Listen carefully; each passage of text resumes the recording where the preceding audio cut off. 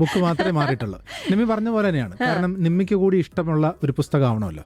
എല്ലാ പുസ്തകവും എനിക്ക് ഇഷ്ടമാവുമെന്ന് പറഞ്ഞ് അതിനങ്ങ് വലുതാക്കണ്ട. ഈ പുസ്തകം ഇത്രയും വർഷം കൊണ്ടുള്ള പരിചയം വെച്ചിട്ട് ഷാബുനെ കൃത്യമായിട്ട് അറിയാം. കാരണം മാത്രമല്ല, ഇത് നിമ്മിക്ക് മാത്രമല്ല, നിമ്മിയുടെ ഒപ്പം ഇരിക്കുന്ന സമയത്ത് പ്രത്യേകിച്ചും ഒന്ന് മ്യൂസിക്കുമായി ബന്ധപ്പെട്ട ഒരു പുസ്തകമാകുമ്പോൾ കേട്ടുകൊണ്ടിരിക്കുന്നവർക്ക് നല്ല രസമായിരിക്കും. നമുക്ക് സമയമില്ലാത്തതുകൊണ്ട് വളരെ വേഗം അതിലേക്ക് പോവാം. Journey through books. ഓക്കെ, അപ്പോൾ അതിനകത്ത് ഇന്ന് നമുക്കൊക്കെ അറിയാവുന്ന ഒരു 10-34 വർഷം മുമ്പുള്ള ഒരു പാട്ടിനെ കുറിച്ചാണ് പറയാൻ പോകുന്നത്. ഈ പാട്ടുകൾക്കുള്ളൊരു പ്രത്യേകത എന്ന് വെച്ച് കഴിഞ്ഞാൽ, ഇപ്പം നിമ്മിക്ക് ഒരുപാട് പാട്ട് ഇഷ്ടമായിരിക്കും. എന്നാലും ഒരു പാട്ട് പറയാൻ പറഞ്ഞു കഴിഞ്ഞാൽ പെട്ടെന്നൊരു പാട്ടിൻ്റെ ചിലപ്പോൾ വരിയായിരിക്കാം, സംഗീതമായിരിക്കും, ഒക്കെ ആയിരിക്കും. ONV കുറുപ്പിനോട് ഒരിക്കൽ ചോദിച്ചാൽ ഏറ്റവും ഇഷ്ടമുള്ള പാട്ട് പറയാൻ പറഞ്ഞു. അപ്പം അദ്ദേഹം പറഞ്ഞു വെച്ച് കഴിഞ്ഞാൽ ഏറ്റവും ഇഷ്ടമുള്ളതൊന്നും നമുക്ക് ഈ ചീട്ട് നോക്കിയിട്ട് എടുക്കാൻ പറയുന്ന പോലെ എടുക്കാൻ പറ്റുന്നതല്ല. എന്നാലും അദ്ദേഹം പറഞ്ഞൊരു പാട്ടെന്ന് പറഞ്ഞു കഴിഞ്ഞാൽ ബന്ധുരേ എന്ന് തുടങ്ങുന്ന പാട്ടുണ്ടല്ലോ, ഭി ഭാസ്കറിൻ്റെ പഴയ പാട്ട്. അപ്പൊ അതിന്റെ ഒരു ഫീലും ഒക്കെ അദ്ദേഹം പറയുന്നുണ്ട്. അങ്ങനെ ഓരോരുത്തർക്കും ഓരോ പാട്ട് ഇഷ്ടം ഉണ്ടാവും. ഓരോ പാട്ടിന് പിന്നിൽ നല്ല രസകരമായ കഥകളുണ്ട്. നിമ്മി ഒരുപാട് പറഞ്ഞിട്ടുണ്ട്. അപ്പൊ പക്ഷെ ചില പാട്ടുകൾ എന്ന് പറഞ്ഞു കഴിഞ്ഞാൽ ഇത് ഏറ്റവും കൂടുതൽ നമുക്ക് ഈ പാട്ടിനെ നിരൂപണം ചെയ്തത് രവി മേനോനാണ്. രവി മേനോൻ ഇങ്ങനെ പാട്ടുകാരെയും പാട്ടിനോ എല്ലാവരുമായി സംസാരിച്ച് അപ്പൊ നമുക്ക് അറിയാൻ പറ്റാത്ത കുറെ കഥകൾ കൊണ്ടുവരും. അങ്ങനെ ഒരു പാട്ടിന്റെ കഥയാണ് നമ്മൾ പറയുന്നത്. പാട്ടിന്റെ ഹമ്മിങ് പറയാം, നമ്മളിപ്പോൾ കേൾപ്പിക്കാം. അത് പെട്ടെന്ന് തന്നെ മനസ്സിലാവുമെന്ന് നോക്കൂ. ശരി, അപ്പോൾ ഇത് കേട്ട് കഴിഞ്ഞാൽ ആർക്ക് പെട്ടെന്ന് മനസ്സിലാക്കാൻ പറ്റുന്ന നല്ല ഞാൻ കേൾപ്പിച്ചിടാം, കേട്ടോളൂ.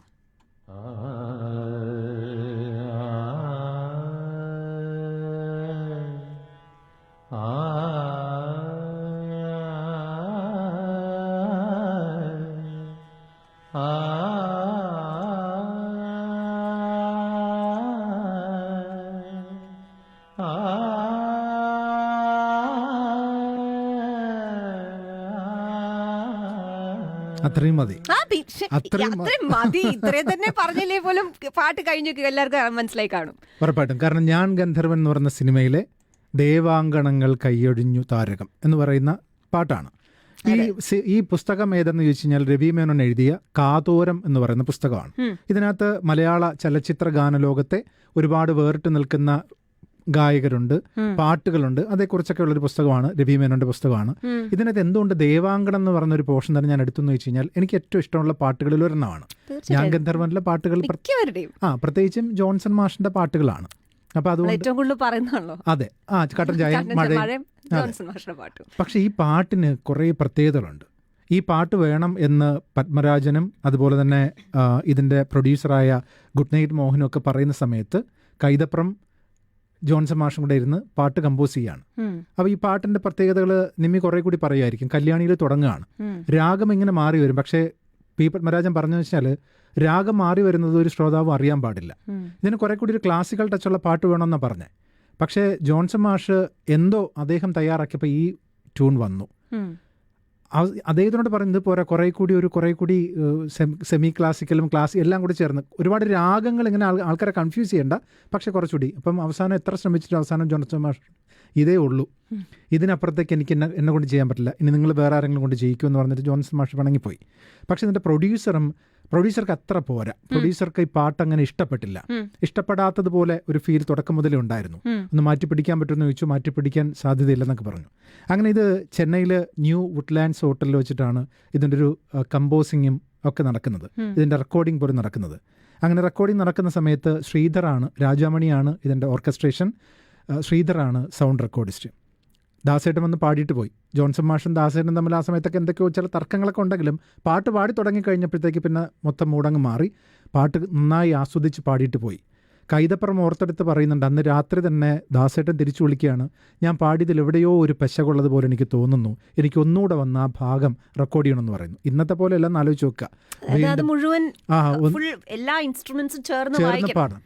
അപ്പം ഈ റെക്കോർഡിസ്റ്റ് പറഞ്ഞതെന്ന് വെച്ച് കഴിഞ്ഞാൽ ഈ നാളെ രാവിലെ പോരെന്ന് ചോദിച്ചു. ദാസേട്ടൻ പറഞ്ഞു പോരാ, ഇന്ന് രാത്രി തന്നെ, എൻ്റെ മനസ്സിൽ തോന്നിയ ഭാഗം. അങ്ങനെയൊക്കെ ചെയ്തൊരു പാട്ടാണ്. അവസാനം സിനിമ തയ്യാറായ സമയത്ത് ഈ പറഞ്ഞ പോലെ പ്രൊഡ്യൂസർക്ക് അത് ഇഷ്ടപ്പെട്ടില്ല, കുറച്ചൊരു ലാഗ് വന്നതുപോലെ തോന്നി എന്നൊക്കെ പറയുന്നു. അങ്ങനെ ആ പാട്ട് മാറ്റണം എന്ന് വീണ്ടും ആവശ്യപ്പെടുന്നു, ഒന്നുകൂടി ട്യൂൺ ചെയ്യാൻ പറയുന്നു. കൈതപ്രവും ജോൺസൺ മാഷും കൂടെ തിരികെ വീണ്ടും ഒരിക്കൽ കൂടി ചെന്നൈയിലേക്ക് വരുന്നു. 6-7 പ്രാവശ്യം അദ്ദേഹം ട്യൂൺ മാറ്റി നോക്കുന്നു, പല രാഗങ്ങളിലൊക്കെ. പക്ഷെ അവസാനം ജോൺസൺ മാഷ് പറയുന്നു, പറ്റില്ല, എനിക്കിഷ്ടപ്പെട്ട പാട്ടിതാ, നിങ്ങൾ വേണമെങ്കിൽ എടുക്കുക, വേണ്ടെങ്കിൽ ഉപേക്ഷിക്കുക എന്ന് പറഞ്ഞിട്ട് ആ പാട്ടിനെ അവിടെ ഇട്ടിട്ട് ജോൺസൺ മാഷ് പോവാണ്. അവിടെയും കഴിഞ്ഞില്ല. ഞാൻ ഇത് പറയാൻ കാരണം വെച്ചാൽ ഞാൻ ഗന്ധർവൻ എന്ന് പറയുന്നൊരു സിനിമ പി പത്മരാജൻ്റെ ജീവിതത്തിൽ ഉണ്ടാക്കിയിട്ടുള്ള ഒരുപാട്, നമ്മൾ പറയില്ല, ഒരു സിനിമ ഇങ്ങനെയൊക്കെ ഒരാളുടെ ജീവിതത്തെ മാറ്റിമറിക്കുമോ? ആ സിനിമ തന്നെ പറയുന്ന അറിയാമല്ലോ, ദേവലോകത്തുനിന്ന് വരുന്നൊരു ഗന്ധർവൻ്റെ കഥയാണ്. അപ്പോൾ അത് സ്ക്രിപ്റ്റ് എഴുതുന്ന സമയത്ത് തന്നെ കുറേ പ്രശ്നങ്ങൾ ഉണ്ടായതാണ്. അതുപോലൊരു പ്രശ്നം ഉണ്ടായതാണ് ദേവാങ്കണങ്ങൾ. ഷൂട്ട് ചെയ്യുന്ന സമയത്ത് ഒന്ന് പത്മരാജൻ്റെ ഒരു പടത്തിലും നായകനോ നായികയോ ഇങ്ങനെ പാടാറില്ല എന്നുള്ളതാണ് അതിൻ്റെ ഒരു പ്രത്യേകത. കാരണം നിത്യജീവിതത്തിൽ നമ്മൾ ഡെയിലി ലൈഫിൽ നമ്മളാരും ഇങ്ങനെ ഇല്ല. അപ്പോൾ അതുകൊണ്ട് പക്ഷേ ഈ സിനിമയിൽ ഗന്ധർവനായിട്ടുള്ള അദ്ദേഹം പാടുന്നുണ്ട്, അതാണ് ആ രംഗവും. പക്ഷേ ആ സമയത്ത് മുത്തശ്ശി ഇങ്ങനെ വെറ്റേ പാക്കം ചവയ്ക്കുന്നുണ്ട്. അപ്പോൾ ഇത് ഇടയ്ക്കൊരു ഷോർട്ട് ബ്രേക്ക് ആയപ്പോഴത്തേക്ക് കുറച്ച് ഇദ്ദേഹത്തിന് കൊടുക്കുന്നുണ്ട്. പക്ഷെ പുകയില കൂടി പോയിട്ട് ആ ദിവസം അദ്ദേഹം കിടന്ന് അദ്ദേഹത്തിനുണ്ടായ പ്രശ്നങ്ങളും അസ്വസ്ഥതയും കാരണം ഷൂട്ടിംഗ് നടന്നില്ല. പിറ്റേ ദിവസമാണ് അദ്ദേഹം ചാടി എഴുന്നേറ്റിട്ട് വീണ്ടും. മാത്രമല്ല സുപർണ അതിനകത്തുള്ള നായിക ഇത്രയൊക്കെ അഭിനയിക്കുന്ന ഒരാളാണെങ്കിൽ പോലും അന്ന് ഒരുപാട് പ്രശ്നങ്ങളുണ്ടാക്കി പത്മരാജന് ദേഷ്യം വന്ന് ഇവരെ തിരിച്ചയക്കണം എന്ന് പറഞ്ഞ ഒരു ഫ്ലൈറ്റ്, അങ്ങനെ കുറേ സംഭവങ്ങളുണ്ടായതാണ് ദേവാങ്കണങ്ങൾ എന്ന് പറയുന്ന ഈ പാട്ട്. അവസാനം സിനിമ നടക്കുന്ന സമയത്ത്, അതായത് സിനിമ റിലീസ് ചെയ്ത സമയത്ത് ഒരുപാട് സ്ഥലങ്ങളിൽ നിന്ന് പ്രശ്നമുണ്ടായിട്ട് ദേവാങ്കണങ്ങൾ മാറ്റിയിട്ടാണ് പല സ്ഥലത്തും സ്ക്രീൻ ചെയ്തത്. കാരണം പാട്ട് വേണ്ട എന്ന് പ്രൊഡ്യൂസർ തീരുമാനിക്കുകയായിരുന്നു, പ്രൊഡ്യൂസറിൻ്റെ. പക്ഷേ അതിനുശേഷം പത്മരാജൻ ഈ സിനിമ നടക്കുന്ന സമയത്താണ് മരിച്ചെന്നറിയാമല്ലോ. അദ്ദേഹം അന്തരിച്ച് 3-ാം ദിവസം മുതൽ ഈ പാട്ട് കൂടി ഉൾപ്പെടുത്തി സിനിമ റിലീസ് ചെയ്യായിരുന്നു. അതായത് സിനിമ വീണ്ടും ഷോ നടക്കുകയായിരുന്നു. ഇങ്ങനെ ദേവാങ്കണങ്ങൾ എന്ന് പറയുന്ന ഒരു പാട്ടിൻ്റെ പിന്നിലുള്ള കഥകൾ ഒരുപാടുണ്ടെന്നാണ്. ഒരു വരി ഒന്ന് പാടി നിമ്മി, കാരണം അതും കൂടി അതിഗംഭീരം. ദേവാങ്കണങ്ങൾ കൈയൊഴിഞ്ഞ് താരകം സായാഹ്ന സാനുവിൽ വിലോല മേഘമാ. ഈ ജോൺസൺ മാഷിന്റെ തന്നെ കല്യാണിയിൽ ഒരുപാട് പാട്ടുകളുണ്ട്. ഒരുപാടെന്ന് വെച്ച് കഴിഞ്ഞാൽ അനുരാഗിണി അല്ലേ. പിന്നെ അതുപോലെ പിന്നെ വേറൊരു പാട്ടുണ്ടല്ലോ, ഇനിയൊന്ന് പാടൂ ഹൃദയമേ എന്ന് പറഞ്ഞ ഏതാണ്ട് ഒരു 3-4 പാട്ടുകൾ അദ്ദേഹത്തിന്റെ. പക്ഷെ ഈ കമ്പോസിങ് നടക്കുന്ന സമയത്ത് തന്നെ ജോൺസൺ മാഷ് അവിടെ ഉണ്ടായിരുന്ന പലരോടും ചോദിച്ചു, ഇത് കല്യാണിയാണ് എന്ന് നിങ്ങൾക്ക് തോന്നുമോ എന്ന്. ഇപ്പം നിമ്മി പാടിയപ്പോൾ തന്നെ ആ 2 പാട്ടുകളൊന്ന് മാറ്റി പാടി വെക്കുക. പക്ഷെ ദേവാങ്കണങ്ങൾക്ക് അങ്ങനെ പെട്ടെന്നൊരു കല്യാണിയാണ് എന്ന് നമുക്ക് പറഞ്ഞാൽ മാത്രമേ മനസ്സിലാവൂ. അതിങ്ങനെ അതിൻ്റെ അനുപല്ലവിയൊക്കെ വരുമ്പോഴത്തേക്ക് മാറി പോകുന്നതാണ്. എന്തായാലും ദേവാങ്കണങ്ങൾ എന്ന് പറയുന്നത് ഇത് ഇങ്ങനെ ഈ പുസ്തകത്തിനകത്ത് ഒരുപാട് പാട്ടുകളെക്കുറിച്ചുണ്ട്. അതിൽ ദേവാങ്കണങ്ങളെക്കുറിച്ച് മാത്രമേ പറഞ്ഞുള്ളൂ, ഓട്ടിച്ചിട്ട് പറഞ്ഞതാണ്.